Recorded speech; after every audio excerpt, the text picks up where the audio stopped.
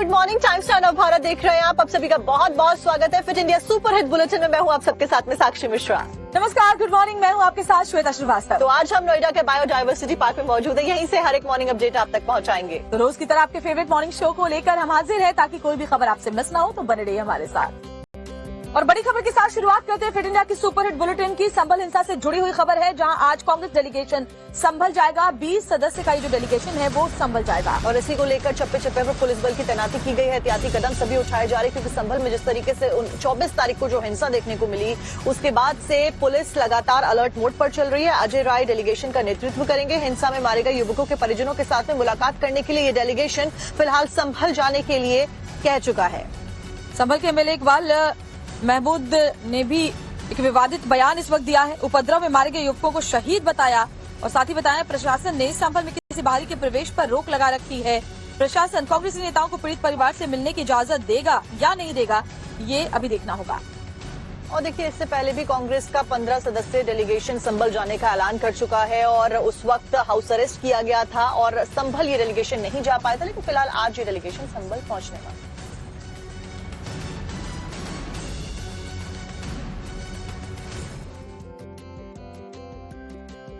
और इस बीच अगली खबर का रुख करते हैं महाराष्ट्र से। खबर जहां पर कार्यवाहक मुख्यमंत्री एकनाथ शिंदे का बड़ा बयान सामने आ गया। सीएम पद को लेकर ये बयान सामने आया। सीएम को लेकर कोई मतभेद नहीं है, शिंदे ने कहा है। तो बड़ी जानकारी, पीएम मोदी और गृह मंत्री अमित शाह फैसला करेंगे सीएम चेहरे को लेकर। ये बात पहले भी शिंदे की तरफ से कही गई थी। मीडिया से बात करने के दौरान नए सीएम को मेरा समर्थन रहेगा, एकनाथ शिंदे ने ये बात एक बार फिर से कही है।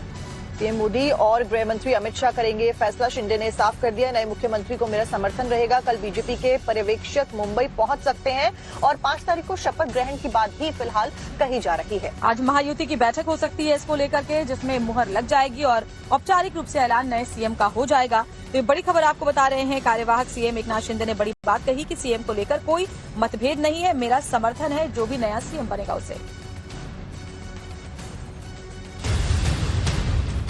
महाराष्ट्र विधानसभा चुनाव का रिजल्ट आए 7 दिन बीत चुके हैं। चुनाव में महायुति की बम्पर जीत भी हुई। महाराष्ट्र की जनता अपना फैसला दे चुकी है, लेकिन सीएम की कुर्सी को लेकर महायुति के घटक दल आपस में फैसला नहीं कर पा रहे हैं। मुंबई से दिल्ली तक बैठकों का सिलसिला जारी है, लेकिन अब तक सीएम फेस पर सस्पेंस बना हुआ है। महाराष्ट्र का नया बॉस कौन होगा, इसको लेकर बीजेपी, शिवसेना और एनसीपी के बीच पावर पॉलिटिक्स जारी है। हर कोई अपना नफा नुकसान देखकर बार्गेनिंग करने में जुटा है।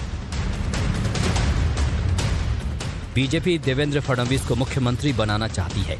पार्टी के नेताओं की दलील है कि बीजेपी सबसे ज्यादा सीटें जीती है, इसलिए मुख्यमंत्री बीजेपी का होना चाहिए। बीजेपी का शीर्ष नेतृत्व भी यही चाहता है, जबकि मौजूदा मुख्यमंत्री एकनाथ शिंदे सीएम की कुर्सी छोड़ना नहीं चाहते हैं। पार्टी के नेताओं का कहना है कि उन्होंने महायुति शिंदे के नेतृत्व में चुनाव लड़ा है और महाराष्ट्र की जनता ने शिंदे के नाम पर बहुमत दिया है। ऐसे में एकनाथ शिंदे को फिर से सीएम बनाना चाहिए। लेकिन सबसे बड़ा खेला तो अजित पवार ने कर दिया। अजित पवार सीएम पद के लिए देवेंद्र फडणवीस का नाम उछालकर शिंदे को बैकफुट पर धकेल दिया। तनातनी के बीच डिप्टी सीएम अजित पवार ने कहा कि महाराष्ट्र में सीएम बीजेपी से ही होगा। दिल्ली में महायुति की बैठक में हुआ फैसला, शिवसेना और एनसीपी के डिप्टी सीएम होंगे। सरकार बनने में पहली बार देरी नहीं हुई। 1999 में सरकार के गठन में 1 महीने का वक्त लगा था। मुख्यमंत्री को लेकर महायुति की बैठक लगातार जारी है। मुंबई से लेकर दिल्ली तक बैठकों का दौर चल रहा है, लेकिन नाम पर आपसी सहमति अभी तक नहीं बनी है। इस बीच खबर ये भी आ रही है कि संघ ने देवेंद्र फडणवीस के नाम को फाइनल किया है। सीएम का शपथ ग्रहण 5 दिसंबर को होगा। शाम 5 बजे मुंबई के आजाद मैदान में शपथ ग्रहण होगा। पीएम मोदी भी शपथ ग्रहण में मौजूद रहेंगे। एकनाथ शिंदे को भी पता हो चुका है कि सीएम की रेस में वो पीछे छूट गए हैं। देवेंद्र फडणवीस के लिए फील्डिंग करने वाली टीम काफी मजबूत है। संघ की पहली पसंद भी फडणवीस की ही है। ऐसे में शिंदे ने भी अपनी रणनीति बदल ली है। सूत्रों के मुताबिक एकनाथ शिंदे डिप्टी सीएम का पद लेने को तैयार हैं। गृह और वित्त मंत्रालय पर बात अटकी हुई है। बीजेपी गृह मंत्रालय नहीं देना चाहती है। एकनाथ शिंदे अपने गांव सतारा से मुंबई लौट आए हैं। उन्होंने कहा कि मुख्यमंत्री को लेकर कोई मतभेद नहीं है। पीएम मोदी और गृह मंत्री जिसे चाहेंगे वही महाराष्ट्र का मुख्यमंत्री होगा। मुझे एक ही है कि ये सरकार जो है ये जनता की आवाज वाली सरकार है। जनता को जैसे सरकार चाहिए वैसे सरकार मिलेगा। मैंने बुधवार के दिन पूरी तरह मेरी भूमिका स्पष्ट की हुई है। आदरणीय प्रधानमंत्री जी, आदरणीय गृह मंत्री अमित भाई और भारतीय जनता मंत्रालय को लेकर के कोई मांग है क्या आप लोग? भारतीय जनता पक्ष के अध्यक्ष नड्डा जी जो मुख्यमंत्री पद के बारे में तय करेंगे उसको मेरा पूरा समर्थन मैंने ऑलरेडी दे दिया। खबर आ रही है कि आज मुंबई में तीनों पार्टियों की बैठक होने वाली है, जहां नई सरकार के गठन पर विचार होगा। तो वहीं मंगलवार को बीजेपी के पर्यवेक्षक मुंबई जा सकते हैं। उम्मीद जताई जा रही है कि 1 से 2 दिनों में नए मुख्यमंत्री के नाम पर फैसला हो जाएगा। और आम आदमी पार्टी के विधायक नरेश बालियान की गिरफ्तारी को लेकर के आम आदमी पार्टी भारतीय जनता पार्टी पर हमलावर है। गैंगस्टर के साथ साठगांठ के आरोप में गिरफ्तारी हुई है और आपको बता दें कि साल 2023 के जबरन वसूली मामले में ये एक्शन उनके ऊपर लिया गया है। और देखिए, आम आदमी पार्टी के विधायक है नरेश बालियान, उनको कोर्ट में पेश किया गया। 5 दिन की रिमांड मांगी गई, लेकिन फिलहाल जो जानकारी मिली है उसके अनुसार नरेश बालियान के कनेक्शन सामने आए हैं और फिलहाल उनको आगे के लिए गैंगस्टर के कनेक्शन में फंसे आप विधायक नरेश बालियान को लेकर दिल्ली का सियासी पारा गर्म है। बालियान की गिरफ्तारी को लेकर अरविंद केजरीवाल ने बीजेपी पर हमला बोला है। अरविंद केजरीवाल ने गृह मंत्री अमित शाह को निशाने पर लिया है। केजरीवाल ने आरोप लगाया कि गृह मंत्री गैंगस्टर को बचा रही हैं और शिकायत करने वालों को गिरफ्तार करवा रही हैं। तो वहीं दिल्ली बीजेपी के अध्यक्ष वीरेंद्र सचदेवा ने केजरीवाल के बयान पर पलटवार किया है। सचदेवा ने कहा कि दिल्ली की सरकार रंगदारी और वसूली की सरकार है, जो केजरीवाल के इशारे पर चल रही है। नरेश बालियान की गिरफ्तारी से अमित शाह जी ने दिल्ली की जनता को क्या संदेश दिया है? उन्होंने सीधा सीधा संदेश दिया है कि अगर तुमने कंप्लेन करने की कोशिश करी, अगर तुम्हारे साथ कुछ भी होता है और तुमने कंप्लेन करी, तो तुम्हें ही तुम्हारे ऊपर हमला भी कराया जा सकता है, तुम्हें गिरफ्तार भी किया जा सकता है। कंप्लेन करने की हिम्मत मत करना। ये सीधा सीधा मैसेज है। गैंगस्टर्स को क्या संदेश दिया अमित शाह जी ने कि मैं हूं तुम्हें बचाने के लिए, चिंता मत करना। कोई कंप्लेंट आएगी, कंप्लेनेंट की ऐसी तैसी कर देंगे, कंप्लेन करने वाले की ऐसी तैसी कर देंगे, तुम चिंता मत करना, मैं बैठा हूं गृह मंत्रालय में तुम लोगों को बचाने के लिए। या एक्सटॉर्शन का पैसा किन किन सीढ़ियों से होकर कहां कहां तक शीशे महल तक जाता था, वो हिसाब आएगा सामने। ये दिल्ली की सरकार रंगदारी की सरकार है, ये तो वसूली सरकार है। अब तक हम भ्रष्टाचारी कहते थे, लेकिन ये वसूली और रंगदारी की सरकार है जो अरविंद केजरीवाल तुम्हारे इशारे पे चल रही है। इसी बीच गैंगस्टर से कनेक्शन में फंसे आप विधायक नरेश बालियान की मुश्किलें बढ़ती हुई नजर आ रही हैं। आप विधायक नरेश बालियान को दिल्ली के राउज एवेन्यू कोर्ट में पेश किया गया, जहां से कोर्ट ने उन्हें 2 दिनों की पुलिस हिरासत में भेज दिया। बालियान को दिल्ली पुलिस की क्राइम ब्रांच ने जबरन वसूली के एक मामले में शनिवार को गिरफ्तार किया था। तो वहीं नरेश बालियान का कहना है कि उनके ऊपर लगे सारे आरोप झूठे हैं। कुछ कहना है आपको? कुछ कहना है आपको? चुनाव दिल्ली की उत्तम नगर सीट से आम आदमी पार्टी के विधायक नरेश बालियान पर गंभीर आरोप लगे हैं, जिसके बाद दिल्ली पुलिस की क्राइम ब्रांच ने बालियान को गिरफ्तार कर लिया था। जबरन वसूली में शामिल होने का आरोप, गैंगस्टर कपिल सांगवान से कनेक्शन, गैंगस्टर से बातचीत का ऑडियो वायरल, व्यापारियों से फिरौती के संबंध में बातचीत। लेकिन आम आदमी पार्टी तो इस ऑडियो को भी झूठा बता रही है। आप प्रवक्ता प्रियंका कक्कड़ ने बीजेपी पर निशाना साधते हुए कहा कि हम गिरफ्तारी से डरने वाले नहीं हैं। ये कोई पहली बार आम आदमी के पार्टी के नेता की गिरफ्तारी नहीं हो रही। हम इससे डरने वाले नहीं हैं। पर आज क्या संदेश दिया जा रहा है इस अरेस्ट से कि अगर तुम कंप्लेंट करोगे, एक्सटॉर्शन की कंप्लेंट करोगे, उगवाही की कंप्लेंट करोगे, तो तुम्हारी कंप्लेंट पे एक्शन नहीं होगा, उल्टा तुम पे ही केस डालकर तुम्हें जेल भेज दिया जाएगा। आम आदमी पार्टी के विधायक पर लगे आरोप गंभीर और संगीन हैं। आम आदमी पार्टी ने बालियान की गिरफ्तारी को चुनावी स्टंट करार दिया है, तो वहीं बीजेपी सीधे सीधे अरविंद केजरीवाल पर अटैक कर रही है। दिल्ली में विधानसभा चुनाव है, ऐसे में आरोप प्रत्यारोप का दौर शुरू हो गया है। तो वहीं दिल्ली में आपने कांग्रेस पार्टी को बड़ा झटका दिया है। अरविंद केजरीवाल ने दिल्ली में विधानसभा चुनाव अकेले लड़ने का ऐलान किया है।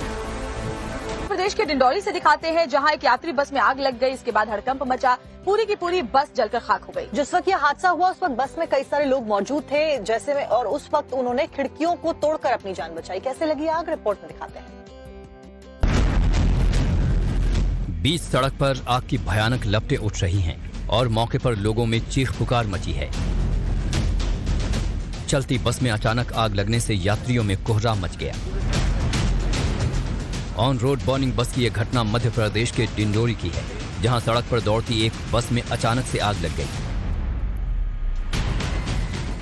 हालांकि जैसे ही बस में चिंगारी उठी, ड्राइवर ने फौरन गाड़ी रोक दी और यात्री जान बचाने के लिए बस से कूदने लगे। कई यात्रियों ने तो खिड़की से कूदकर अपनी जान बचाई।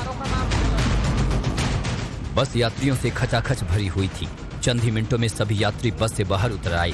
फिर क्या था, बस धू-धू कर जलने लगी और देखते ही देखते बस आग का गोला बन गई। जान बचाने के चक्कर में यात्री अपने सामान को भी नहीं उतार सके।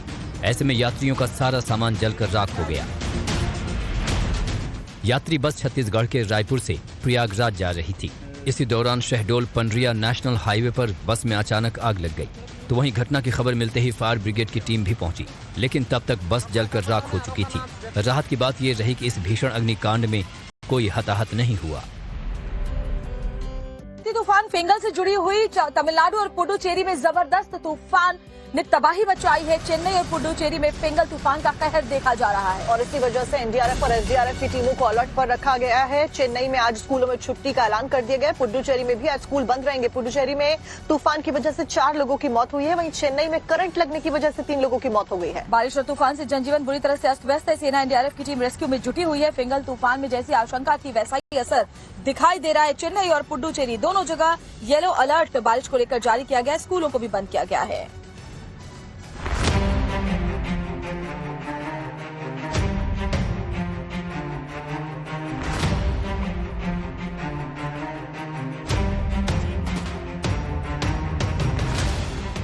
तूफान आकर चला गया, लेकिन हर तरफ तबाही के निशान छोड़ गया। फेंगल ने पुडुचेरी को पानी पानी कर डाला।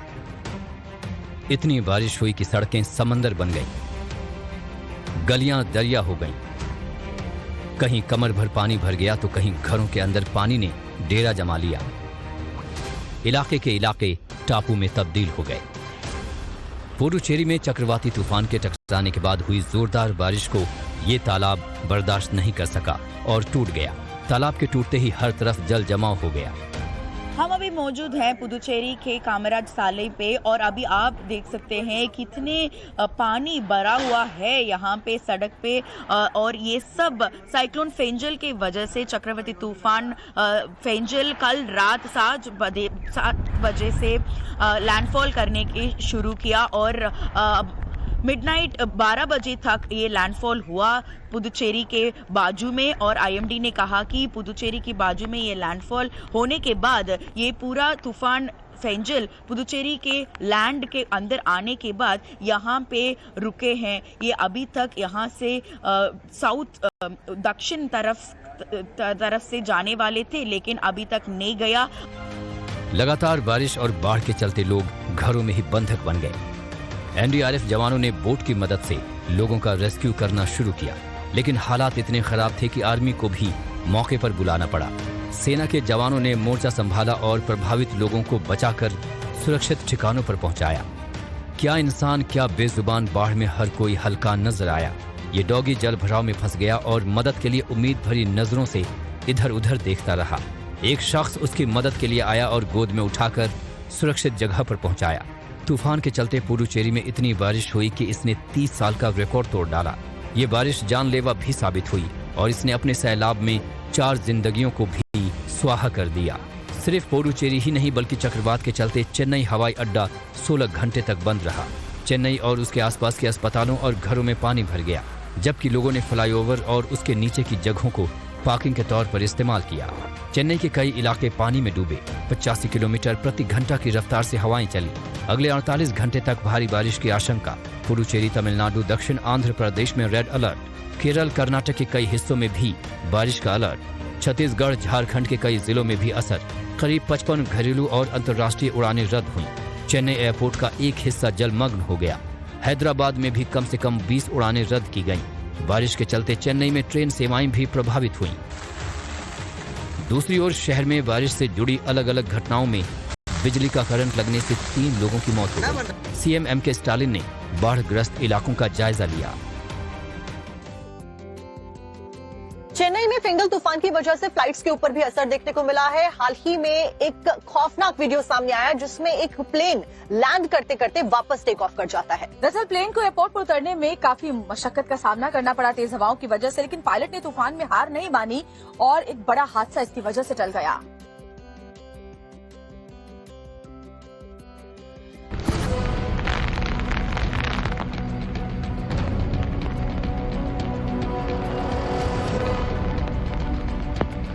बस चंद सेकंड का फासला रहा, नहीं तो बड़ी अनहोनी हो सकती थी। रोंगटे खड़े कर देने वाला ये वीडियो चेन्नई एयरपोर्ट का है, जहां लैंडिंग के वक्त विमान लहरा उठा। अगर थोड़ी सी भी चूक हो जाती तो प्लेन क्रैश हो सकता था। वीडियो पर गौर करिए।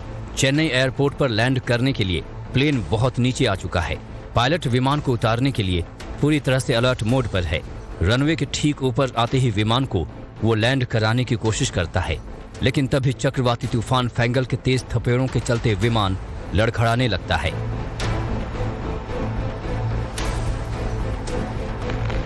जैसे ही विमान हिचकोले खाता है, प्लेन में बैठे सैकड़ों यात्रियों की जान हलक में आ जाती है। लोग चिल्लाने लगते हैं, लेकिन पायलट ने सूझबूझ दिखाई और चंद सेकंड में प्लेन की लैंडिंग कराने का प्लान कैंसिल कर देते हैं। मुंबई से चेन्नई की इस फ्लाइट को रनवे पर उतारने से ठीक पहले पायलट ने वापस टेक ऑफ कर लिया और इस तरह से बहादुर पायलट ने सैकड़ों यात्रियों की जान बचाकर एक बहुत बड़ी अनहोनी को टाल दिया।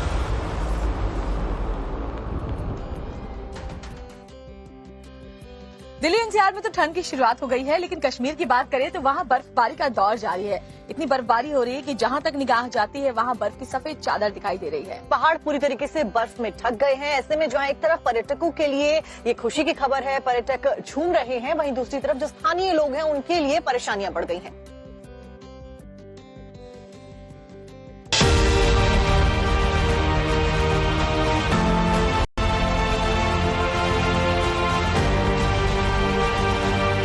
कश्मीर की वादियां इन दिनों दिलकश नजारा पेश कर रही हैं।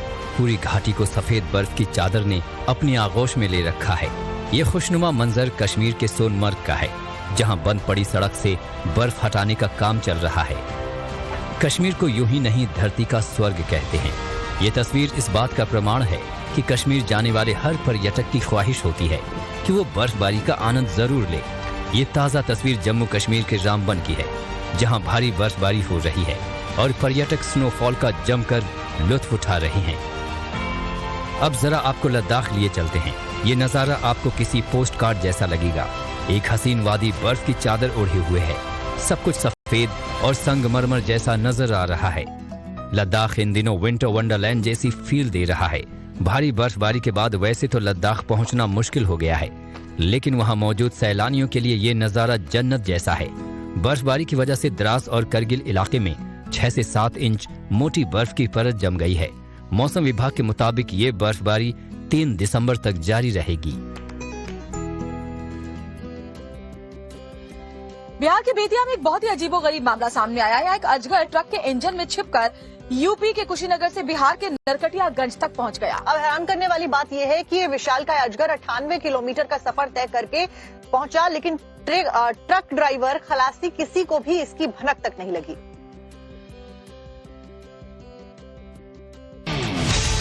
बिहार के बेतिया में तब हड़कंप मच गया जब एक ट्रक के इंजन में कई फीट लंबा अजगर छिपा मिला। ट्रक यूपी के कुशीनगर से बेतिया आया था, जहां पत्थर अनलोड करते समय मजदूरों की नजर अजगर पर पड़ी और हड़कंप मच गया। शोर सुनकर अजगर ट्रक के बोनट में जा छिपा। बोनट खोलने पर अजगर इंजन में लिपटा दिखा। लोगों ने थाना अध्यक्ष को जानकारी दी, जिसके बाद वन विभाग की टीम कड़ी मशक्कत के बाद अजगर को रेस्क्यू कर जंगल में छोड़ा। अजगर को देखने के लिए ग्रामीणों में इतना उत्साह था कि मौके पर भारी भीड़ जमा हो गई। युवाओं ने तो अजगर और वन विभाग के कर्मियों के साथ तस्वीरें भी ली। दरअसल चंपारण जिले में चल रहे सड़क निर्माण कार्य के लिए कुशीनगर से पत्थर लाए गए थे। संभावना जताई जा रही है कि ट्रक जहां कहीं रास्ते में रुकी होगी तो वहीं अजगर चढ़ गया होगा। हालांकि हैरान करने वाली बात यह है कि इतनी लंबी यात्रा में न ड्राइवर और न उसके साथी को सांप होने की भनक लग सकी।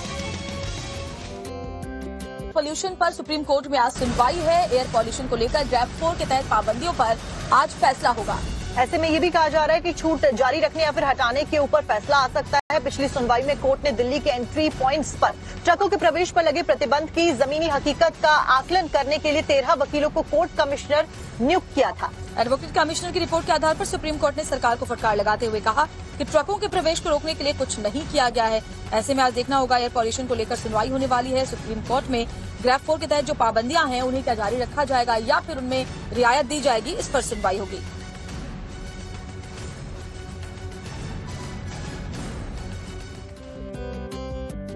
आपको बताते हैं उत्तर प्रदेश में 75 की जगह 76 जिले हो गए हैं। रविवार देर रात प्रयागराज के महाकुंभ मेला क्षेत्र को नया जिला घोषित कर दिया गया है। महाकुंभ का आयोजन किया जाने वाला है और ऐसे में तैयारियां भी जोरों शोरों से की जा रही है। 13 जनवरी से 26 फरवरी तक महाकुंभ का आयोजन होगा। 2025 में प्रयागराज में महाकुंभ मेला जनपद में प्रयागराज के तहसील सदर और तमाम लोग शामिल किए गए हैं।